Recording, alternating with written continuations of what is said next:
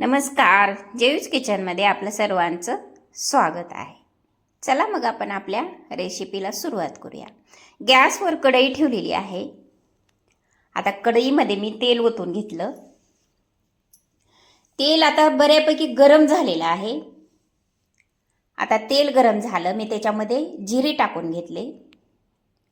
आता हे जिरे पण व्यवस्थितरित्या तडतडलेले आहेत आणि आता त्याच्यामध्ये लसणाची पेस्ट टाकून घेतली. आता हा लसूण सुद्धा आपल्याला गोल्डन होईपर्यंत, ट्रान्सफर होईपर्यंत आपल्याला फ्राय करून घ्यायचा आहे. पहा, आता हा लसूण सुद्धा व्यवस्थितरित्या फ्राय झालेला आहे. ह्या स्टेजला मी आता कांद्याची पात टाकून घेतली.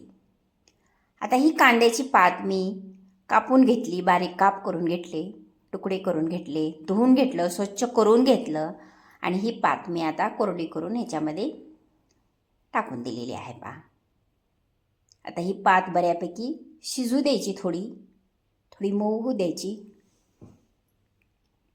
आता ही आपली कांद्याची पात सुद्धा जवळपास 40% शिजलेली आहे. पहा, आता ह्या स्टेजला मी हे थोडेसे वटाणे मी ह्याच्यामध्ये टाकून घेतलेले आहेत. आता हे वटाणे आणि कांद्याची पात एकत्रित शिजवून घ्यायचं.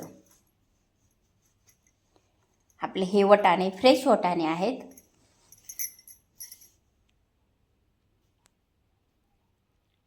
आता हे मिक्स झालेलं आहे. त्याच्यामध्ये थोडंसं हिंग टाकलं, त्याचबरोबर मी जिरेची पावडर पण टाकून घेतली.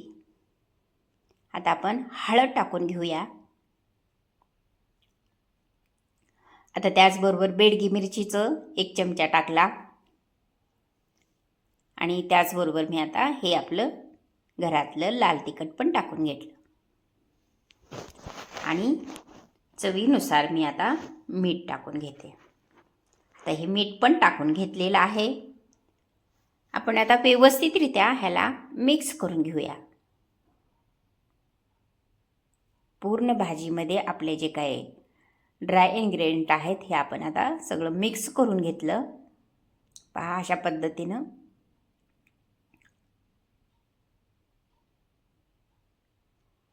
जसा भाजीचा कलर असा कलरफुल दिसतोय ना, तसंच खायला सुद्धा ही भाजी इतकी चविष्ट आणि इतकी खमंग झाली होती. खरंच अजून आठवते त्या भाजीची चव.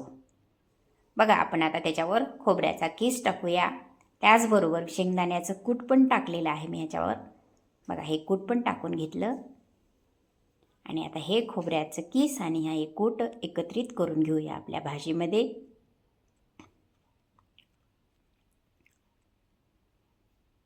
बघा, आपली भाजी आता रेडी झालेलीच आहे. लाईक करा, शेअर करा, सबस्क्राईब करा, कॉमेंट करा. खात राहा, मजेत राहा, खुश राहा, आनंदी राहा. चला भेटू पुढच्या व्हिडिओमध्ये. धन्यवाद.